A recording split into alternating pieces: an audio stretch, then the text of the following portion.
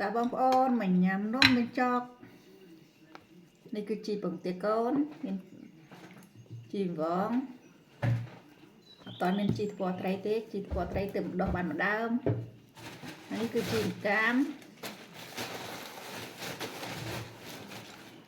ហើយនេះគឺនំបញ្ចុករបស់យើងដាក់តាមសការស្រឡាញ់ចូលចិត្តមកដាក់មកហើយនេះទឹកស្លប្រហើររបស់យើងហើយក៏មានក្បាលត្រីផងដែរបងប្អូននេះក្បាលត្រីណាឥឡូវយើងដាក់ទឹកស្លប្រហើរតាមចំណង់ចំណូលចិត្តទៅកុំខ្វល់មួយឆ្នាំហ្នឹងញ៉ាំតែម្នាក់ឯងទេដួសក្បាលត្រីចេញខ្លាចបែកពេញទឹកឆ្អឹង